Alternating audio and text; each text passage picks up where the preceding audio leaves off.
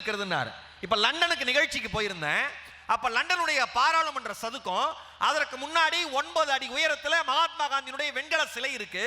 எனக்கு என்ன ஆச்சரியம்னா, எந்த பிரிட்டன் இந்தியாவை அடிமைப்படுத்தியதோ அதே பிரிட்டனுடைய பாராளுமன்ற வளாகத்தினுடைய சதுக்கத்துல நம் நாட்டினுடைய மகாத்மாவை, தேச தந்தையை. வணக்கம், என்னோட பேர் doctor R Thirumalaidas. Heartvet animal hospital Kanchipuram. நம்ம காஞ்சிபுரத்தில் தமிழகத்திலே முதல் முறையாக பப்பீஸோட ஹார்ட்டை செக் பண்ணுறதுக்கு ஃபஸ்ட் டைம் லான்ச் பண்ணியிருக்கோம். மார்ச் 23, 2024 வர சனிக்கிழமை நேஷ்னல் பப்பி டே முன்னிட்டு நம்ம ஹார்ட்வேட் அனிமல் ஹாஸ்பிட்டலில் anti rabies free vaccination drive நடத்த போகிறோம். இதில் பார்த்திங்கன்னா ப்ரீ ரெஜிஸ்ட்ரேஷன் பேசிஸில் ஃபஸ்ட்டு வர 50 அனிமல்ஸுக்கு நம்ம 500 rupees worth anti rabies vaccine ஃப்ரீயாக போட போகிறோம். இது எங்கே வரணும், நீங்கள் இந்த வாய்ப்பை எப்படி பயன்படுத்தினு பார்த்தீங்கன்னா, ஹார்ட்வேட் அனிமல் ஹாஸ்பிட்டல் நம்ம காஞ்சிபுரம் மேற்கு ராஜ வீதியில் குமரகோட்டம் பக்கத்தில் விஎஸ் காம்ப்ளெக்ஸில் நம்ம ஹார்ட்வேட் அனிமல் ஹாஸ்பிட்டல் புதுசாக ஓப்பன் பண்ணியிருக்கோம். இங்கே வந்து நீங்கள் காலையில் 9 மணிலேருந்து நைட்டு 9 மணிக்குள்ளே சனிக்கிழமை மார்ச் 23, 2024 அன்றைக்கி நீங்கள் வந்து இந்த ஃப்ரீ ஆன்டி ரேபிஸ் வேக்சினை பயன்படுத்திக்கணும்னு நான் அன்போடு கேட்டுக்கிறேன். தேங்க்யூ.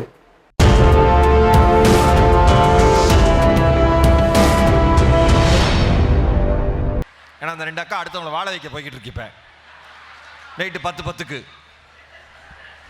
தீர்ப்ப ஒரு 5 பச்சை புடவை, சிட் டவுன் பச்சை புடவை. What are you doing now? சும்மாக்கா, நேரம் ஆயிடுச்சு. எளிமையா நான் சுருக்கமா தீர்ப்பு சொல்லிடுறேன். இவங்க 3 பேர் வாழ்க்கை வாழ்வதற்கேன்னு சொன்னாங்க. ஏன் அப்படின்னா, வாழ்க்கையில நாம வாழணும், அதனுடைய ஏற்ற இறக்கங்களை பார்க்கணும். அப்பதான் யாருக்கு என்ன தரணும்னு தெரியும். பாத்திரம் அறிந்து பிச்சையிடுன்னு சொன்னது யாருக்கு என்ன தேவையோ அதை பார்த்து கொடுங்கிறதுக்கான அடையாளம் தான். இருக்கிறதெல்லாம் எடுத்து கொடுத்துட்டா என் குடும்பத்தை யார் காப்பாத்துறதுங்கிறது இவங்களுடைய கேள்வி. இவங்களுடைய பதில் என்னன்னா, அப்பா எல்லாமே சரிதான், ஆனா ஒரு வாழ்க்கை முழுமை அடைவதுங்கிறது அடுத்தவங்களுக்கு கொடுக்கிறப்பதான் இவங்களுடைய பதில். ஒரு சின்ன உதாரணம் சொல்றேன், நல்லா கவனிங்க. அப்துல் ரஹ்மானுடைய கவிதை, காற்றுக்கு கண்ணில்லை, காற்றுக்கு கண்ணில்லை, அது புகை கூண்டிலிருந்து வெளிவரும் புகையை மேலே கொண்டு போகிறது. உயரத்திற்கு வந்த புகைக்கு கர்வம் வந்து விட்டது, உயரத்திற்கு வந்த புகைக்கு கர்வம் வந்து விட்டது. உன்னை போலவே உருவம், உன்னை போலவே நிறம், உன்னை போலவே நானும் உயரத்தில் இருக்கிறேன், எனவே உன்னை போலவே நானும் மேகம்தான் என்று சொன்னது அந்த புகை. சில மயில்கள் அறியாமையால் அது மேகம் என நினைத்து தோகை விரித்து ஆடியது. மேகம் கட கடவென்று சிரித்துவிட்டு மழையாக பொழிந்தது.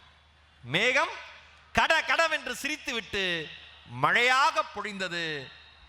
நனைந்து சிலிர்த்த பூமி சொன்னது, பெருமை மேலே ஏறுவதில் இல்லை, கீழே இறங்குவதில் தான் இருக்கிறது. வாழ்க்கை சம்பாதிக்கிறதுல இல்ல, கொடுக்கிறதுல தான் இருக்கு. மகாத்மா காந்தியடிகள் சொன்னாரு, மகிழ்ச்சி என்பது பெறுவதில் இல்லை, கொடுப்பதில் இருக்கிறதுனாரு. மகிழ்ச்சி என்பது பெறுவதில் இல்லை, கொடுப்பதில் இருக்கிறதுனாரு. இப்ப லண்டனுக்கு நிகழ்ச்சிக்கு போயிருந்தேன். அப்ப லண்டனுடைய பாராளுமன்ற சதுக்கம், அதற்கு முன்னாடி 9 அடி உயரத்துல மகாத்மா காந்தியினுடைய வெண்கல சிலை இருக்கு. எனக்கு என்ன ஆச்சரியம்னா, எந்த பிரிட்டன் இந்தியாவை அடிமைப்படுத்தியதோ அதே பிரிட்டனுடைய பாராளுமன்ற வளாகத்தினுடைய சதுக்கத்துல நம் நாட்டினுடைய மகாத்மாவை, தேச தந்தையை சிலையாக வைத்து வழிபடுகிறார்கள். நான் அங்க இருந்த 2 மணி நேரமும் கவனிச்ச விஷயம் என்னன்னா, பல ஊர்களில் இருந்து வந்த வெளிநாட்டவர்கள், அங்க நிறைய தலைவர்களுடைய சிலைகள் இருக்கு, பல ஊர்களில் இருந்து வந்த வெளிநாட்டவர்களும் அதிகமாக புகைப்படம் எடுத்துக்கொண்டது நம் தேசத்தினுடைய தந்தை மகாத்மாவினுடைய சிலையின் முன்புதான். ஒரு விஷயம் சொல்றேன், ஏன்னா எந்திரிச்சு போறப்ப சில விஷயத்தை நீங்க கொண்டு போகணும் நகைச்சுவையோட. உலகத்திலேயே அரிதான ஸ்டாம்ப் எது தெரியுமா? உலகத்திலேயே அரிதான ஸ்டாம்ப் இந்திய அரசாங்கத்தால் அச்சடிக்கப்பட்ட 10 ரூபாய், காந்தியினுடைய முகம் பதித்த 10 ரூபாய் சர்வீஸ் ஸ்டாம்ப் தான் உலகத்திலே அரிதான ஸ்டாம்ப். ஏன்னா அதை தான் ரொம்ப ரொம்ப கம்மியா அடிச்சாங்க.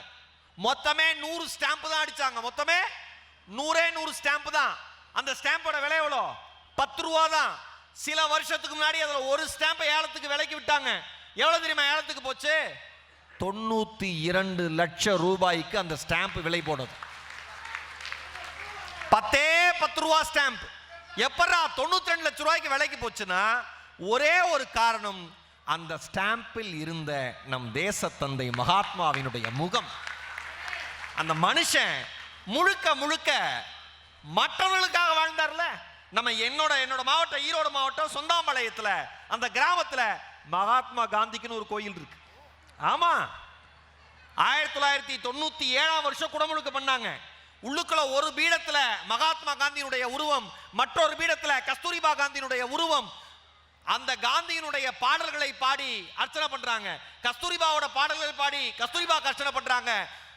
சிவனாகவும் அம்மையாகவும் காந்தியையும் கஸ்தூரிபாவையும் மக்கள் பார்க்கிறார்கள். அந்த மனிதன் இந்திய தேசத்தை வாழ வைப்பதற்காக தன்னுடைய வாழ்க்கையை தொலைத்தவன் என்பதை இந்த உலகம் முழுக்க இருக்கிற இந்தியர்களும் உலகம் முழுக்க இருக்கிற மக்களும் அறிவார்கள். இவ்வளவுதானே சார் வாழ்க்கை. கொடுக்கிறது தானே இன்பம். கொடுக்கிறப்ப சத்தம் இல்லாம கொடுனா. ஒரு விளக்கினுடைய ஒளி இருளை விழுங்குவதை போல நீ கொடுக்கிற பொழுது சத்தம் இல்லாமல் கொடுனா. தமிழ்ல ஒரு விளக்கினுடைய ஒளி இருளை விழுங்குவதை போல அடுத்தவனுக்கு கொடுக்கிற பொழுது சத்தம் இல்லாமல் கொடுனா. அதான் என் வாழ்க்கை. கொடுத்து மகிழ்கிற வாழ்க்கை மாதிரி உலகத்தில் வேற என்ன வாழ்க்கை இருக்க முடியும்? யோசிச்சு பாருங்க. குஜராத் மாநிலம் பூகம்பம் வந்தது எல்லாருக்கும் தெரியும். அதுல நைனேஷ் தவே அப்படின்னு ஒரு IAS அதிகாரி, அடுக்குமாடி கட்டடம் இடிஞ்சு விழுந்து மக்கள் இறந்து போய் கிடக்காங்க. இறந்து போன சடங்களை மீட்கிற பணியிலே அந்த நைனேஷ் தவே என்கிற IAS அதிகாரி களத்தில் இறங்கி பாடுபட்டு கொண்டிருக்கிறார். செய்தித்தாளை எடுத்துக்கொண்டு ஒரு உதவியாளர் ஓடி வருகிறார். செய்தித்தாளை கொடுக்கிறாரு, பேப்பரை பிரிக்கிறாரு. பிரிச்சோன்ன ஒரு நிமிஷம் நில குலைஞ்சு போய் அந்த மனுஷன் உட்கார்ந்துடுறாரு. குஜராத்தில் பூகம்பம் நடந்ததுல வேறொரு பகுதியில் அவருடைய ஒரே மகனும் தந்தையும் இறந்து போய் விட்டார்கள் என்கிற செய்தி நியூஸ் பேப்பர்ல வருது. ஒரு 2 நிமிடம் அமைதியாக இருந்த IAS அதிகாரி செய்தித்தாளை மடித்து விட்டு உதவியாளர் கரங்களில் கொடுத்து விட்டு மீண்டும் களப்பணிக்கு சென்று மக்களை காப்பாற்றுகிற பணியில் ஈடுபடுகிறார். இது இறையன்பு IAS ஐயா எழுதுறாங்க. இதை நான் யோசிச்சு பார்க்குறேன். தன்னுடைய மகனும் தந்தையும் இறந்து கிடக்கிறார்கள். இங்க இடிபாடுகளில் சிக்கிய மனிதர்களை மீட்கிற பணியில் IAS அதிகாரி நைனேஷ் தவே இருக்காரு. யோசிச்சு பார்க்குறேன், என்னுடைய தந்தையும் என்னுடைய மகனும் எனக்கு எவ்வளவு முக்கியமோ அதே மாதிரி தான் இடிபாடுகளுக்குள் சிக்கியிருக்கிற இன்னொரு தந்தையும் இன்னொரு மகனும் அவர்கள் குடும்பத்திற்கு முக்கியம். எனக்கு இல்லையே, இல்லைன்னா என்ன, அவங்கள நான் காப்பாற்றணும்னு நினைச்சான் பாருங்க. அது மனுஷன். மகாகவி பாரதி மந்திரம் போல் வேண்டுமடா சொல்லின்பம்னு சொன்னானே மகாகவி பாரதி. மகாகவி பாரதி வீதியில் நடந்து போயிட்டு இருக்காரு. தெருவில் ஒரு மனுஷன் குளிர்ல வாடி வதங்கிட்டு இருக்கான். கிட்ட போனவர் தன்னுடைய வேட்டியை அவிழ்த்து அந்த மனுஷனுக்கு போத்தி விட்டுட்டு வேட்டியே இல்லாம தன்னுடைய வீட்டுக்கு போறாரு. அந்த வீட்டினுடைய ஓனர் கேட்கிறாரு, மகாகவி பாரதி எங்க உங்களோட வேட்டின்னு. அதுக்கு பாரதி சொல்றாரு, வருகிற வழியில குளிர்ல என் சகோதரன் நடுங்கிட்டு இருந்தான், என் வேட்டியை அவிழ்த்து அவனுக்கு போத்தி விட்டுட்டு வந்தேன். அதற்கு ஓனர் கேட்கிறாரு, வீட்டினுடைய முதலாளி கேட்கிறாரு, ஏயா துண்டை எடுத்து அவனுக்கு போத்திட்டு வந்திருக்கலாமே, ஏயா வேட்டி எடுத்து போத்திட்டு வந்தேன்னு கேட்டதுக்கு மகாகவி பாரதி சொன்னாரு, ஐயா நான் இருப்பதற்கு ஒரு வீடு இருக்கிறது, எனக்கு இந்த ஒரு துண்டு போதும், அவன் வாழ்வதற்கு தெரு மட்டும் தான் இருக்கிறது, அவனுக்கு வேட்டி தான் தேவை என்று சொன்னான். மகாகவி பாரதிங்க. இன்று வரை இந்த உலகம் கொடுத்தவர்களைத்தான் வரலாற்றில் பதிய வைத்திருக்கிறது, வேற யாருமே கிடையாது. கொடுக்கிறது மாதிரி ஒரு இன்பம் நான் ஒன்று சொல்லவா, தண்ணி அடிக்கிறதோ சிகரெட் குடிக்கிறதோ கஞ்சா அடிக்கிறதோ வேறு பல கெட்ட பழக்கங்களோ ஒருபோதும் போதை அல்ல. எது தெரியுமா உண்மையான போதை? நீங்கள் இருக்கிற உங்களிடம் இருக்கிற பணத்தை, உங்களிடம் இருக்கிற பொருளை நீங்கள் மனமு வந்து அடுத்தவர்களுக்கு கொடுத்து விட்டு அந்த மனிதன் முகத்தில் வருகிற சிரிப்பை பார்ப்பது மாதிரி ஒரு போதை இந்த உலகத்தில் வேறு எதுவுமே இல்லை. நீங்க எல்லாருமே போதைக்கு அடிமையாகணும்னு நினைச்சா அந்த ஒரு போதைக்கு அடிமையா இருங்க. கொடுங்க. இந்த வாழ்க்கை நாம் சுவாசிக்கிற மூச்சு காற்று கூட இந்த இயற்கை கொடையாக கொடுத்தது. நாம் குடிக்கிற தண்ணீர் இந்த இயற்கை கொடையாக கொடுத்தது. நாம் அணிகிற ஆடை யாரோ ஒருவன் நெய்து கொடுத்தது. நாம் போகிற சாலைகள் ஏதோ ஒரு மனிதன் உழைப்பில் போடப்பட்டது. நாம் சாப்பிடுகிற பழங்கள் யார் சாப்பிட போகிறார்கள் என்று தெரியாமலேயே மரங்கள் காய்த்து குலுங்கி பழமாக தருவது. இந்த உலகம், நம் வாழ்க்கை அடுத்தவர்கள் போட்ட பிச்சை என்பதை தயவு செய்து மனதிலே பதிய வைத்துக் கொள்ளுங்கள். எப்பொழுது வாழ்க்கை வரமாக மாறும் தெரியுமா? எப்பொழுது வாழ்க்கை வரமாக மாறும் தெரியுமா?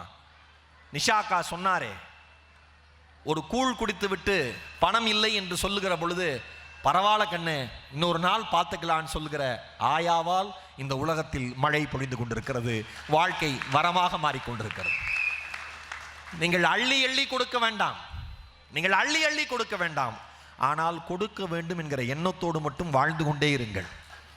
உங்கள் எண்ணம் உண்மையான எண்ணமாக இருந்தால், உங்கள் எண்ணம் வீரியமான எண்ணமாக இருந்தால், உங்கள் எண்ணம் தூய்மையான எண்ணமாக இருந்தால், இந்த பிரபஞ்சம் உங்கள் மூலமாக இன்னொரு மனிதனை வாழ வைத்தே தீரும் என்பதை மட்டும் மனதிலே பதிய வைத்துக் கொள்ளுங்கள். மனிதன் என்பவன் தெய்வமாகலாம், வாரி வாரி வழங்கும் பொழுது வள்ளலாகலாம், வாழை போல தன்னை தந்து தியாகியாகலாம். மனிதா கொடு, மனிதா அடுத்தவர்களுக்கு கொடு, மனிதா இருப்பதை எல்லாம் கொடு. கொடுக்க கொடுக்க உனக்கு ஒரு போதும் குறையாது, சுரந்து சுரந்து உன் தலைமுறையே வாழும் என்பதை தீர்ப்பாக சொல்லி, இந்த வாழ்க்கை என்பது வாழ வைப்பதற்கே என்பதை என்னுடைய தீர்ப்பாக சொல்லி, இந்த அருமையான வாய்ப்பை எனக்கு தந்த தமிழ்நாடு அரசிற்கும், பபாசி நிறுவனத்திற்கும், காஞ்சிபுரம் மாவட்ட நிர்வாகத்திற்கும், எங்களை இனிமையோடு அழைத்து உபசரிக்கிற எங்கள் அன்பு சகோதரி அனுராதா அவர்களுக்கும், இவ்வளவு நேரம் அமர்ந்து நல்ல தமிழை முழுமையாக கேட்ட, நின்று கேட்ட, அமர்ந்து கேட்ட என் அருமை காஞ்சிபுரம் மக்கள் அத்துணை பேருக்கும் இந்த தமிழ் எளியேனின் சிரம் தாழ்ந்த வணக்கங்களை சொல்லி, மீண்டும் அடுத்த புத்தக திருவிழாவிலே சந்திப்போம். நிறைய பேசுவோம், நிறைய சிரிப்போம், நிறைய சிந்திப்போம், நிறைவாய் அடுத்தவருக்கு கொடுப்போம். வாய்ப்பிற்கு நன்றி. வணக்கம். வணக்கம்.